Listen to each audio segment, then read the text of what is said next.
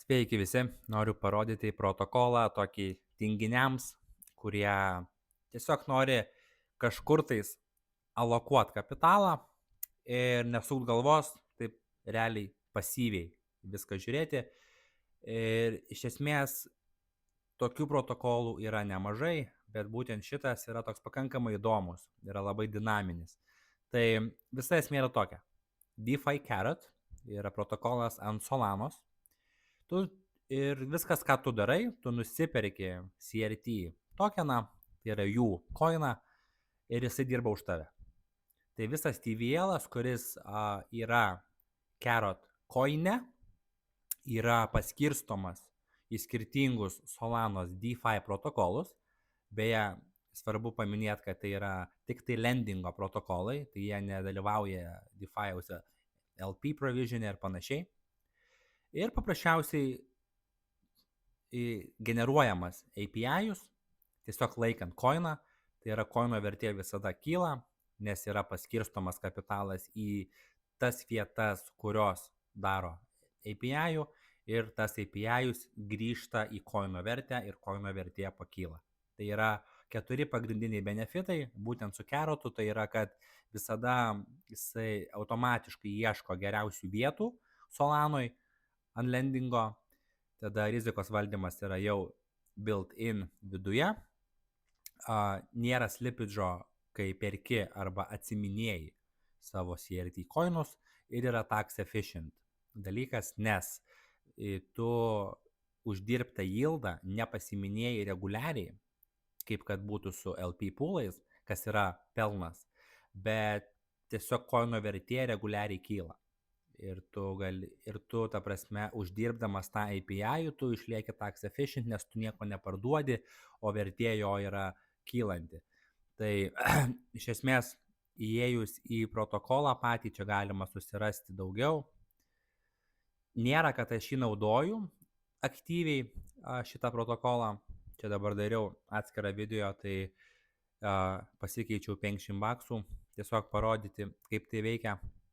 Bet šiaip man patinka pačiam dėti kapitalą į DeFi'ų, sėdėti, žiūrėti, analizuoti ir žaisti, ir profesionaliai alokuoti kapitalą skirtingose chainuose. Tai man tokie dalykai nelimpa, bet jisai egzistuoja ir tai yra vis tiek naudinga žinoti, nes galbūt vėliau CRT protokolas ir koinas bus palistintas skirtingose DeFi'aus protokoluose ir tu galėsi nusipirkti CRT ir prieš CRT, tarkim, skolintis ir dalyvauti kitam DeFi'aus ekosistemos protokoluose, kol tavo Carrotas tau uždirbinėja yieldą. Ir įdomus dalykas yra tas, kad yieldas yra kintamas ir dažniausiai yra gerokai didesnis, negu tu tiesiog lendintum stablecoiną vienam ar kitam protokole. Tai nusipirkti Carrotą labai paprasta. Ateini į protokolą patį, yra used.deficarrot.com, pasijungi į walletą ir tiesiog pasikeiti stablecoino į Carrotą. Ir tada paėjus žemiau, tu matai, kad jo vertė tiesiog visada reguliariai yra kylanti, nes paprasčiausiai pinigai yra alokuojami į DeFi'us protokolus lendingo, tie pinigai generuoja yieldą ir tas yieldas grįžta į Carrot coiną. Tai dėl to jisai taip ir atrodo.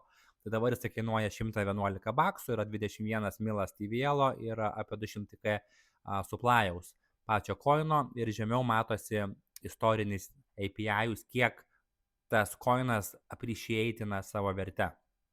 Tai paimkim, mėnesio vidurkis yra apie 9,3%, kas yra tikrai daugiau negu tu tiesiog lendinsi stablecoiną vienam ar kitam Solanos lendingo protokole. Tai yra pakankamai vertas dalykas, nes viskas, ką jie daro, lygiai taip pat jie lendina tik stablecoinus skirtingose protokoluose ir viskas. Tai jie nedalyvauja kažkokiuose labai rizikingose assetuose ir panašiai. Čia žemiau galima viską pamatyti. Tai didžiausia alokacija yra per Kamino, aišku, ir per Juplendą, dabar naujas Juplendas atsidaręs. Ir tada jie iš esmės dar turi kelis depozus drifte ir dar kitur, bet tiesiog mažesnės sumas. Ir yra įdėję 20 milų USDC, 2 USDT ir 7K PayPal'o stablecoin'o. Ir viskas. Ir paprasčiausiai šitie pinigai dirba chain'e. Solanos ir visas API, kuris yra generuojamas, yra grįžta į CRT coiną ir tiesiog CRT coino vertė didėja automatiškai, CRT coino vertė didėja ir didėja tavo depozas. Tai tu nusipirkęs CRT, čia matysi savo nusipirktą sumą ir čia pradėsi matyti, kiek tau ko jisai generuoja. Tai čia nėra kosminiai procentai, tie 9 procentai nėra daug, tikrai, bet jeigu jisai išeis į DeFi ir tu galėsi prieš jį skolintis ir dalyvauti kažkokioj kitoj ekosistemoje, tada bus verta čia įdėti didesnės sumas, jos tau generuos apie 9 procentus ir tu prieš jas pasiskolinsi stablecoiną už 2-3 ir galėsi naudoti tą kapitalą kažkur kitur ir tiesiog dalyvauti, kaip standartiniam DeFi ekosistemoje, bet tiesiog išlikti net profitable API per lendingą ir borrowingo protokolus. Tai nėra kažkoksai tai magiškas, stebuklingas dalykas, bet jis yra įdomus, jis yra pakankamai naujas, jis yra toksai, kuris auga ir manau, kad vertas dėmesio. Bet, kaip ir sakiau, jis skirtas tinginiams arba žmonėm, kurie turi milijoninius kapitalus, kurie tiesiog gali įmesti stablecoiną arba tokį kaip Carrotą ir tiesiog yieldinti tuos 9 procentus ir to pilnai užteks coverinti bet kokius tai jų gyvenimo expensus. Bet kurie turi mažesnės sumas, tai daug efektyviau yra pačiam žinoti, kaip tai daryti ir pačiam alokuoti kapitalą į skirtingus protokolus, chainus, ekosistemas ir panašiai. Tai yra daug įdomiau ir netgi mano manimu efektyviau, negu tiesiog palikti tai lendingo protokole. Iš esmės, ką daro būtent DeFi Carrotas, bet kaip idėja, kaip protokolas, tai yra įdomu, tai yra gražu, inovatyvu ir dėl to aš jį ir parodžiau.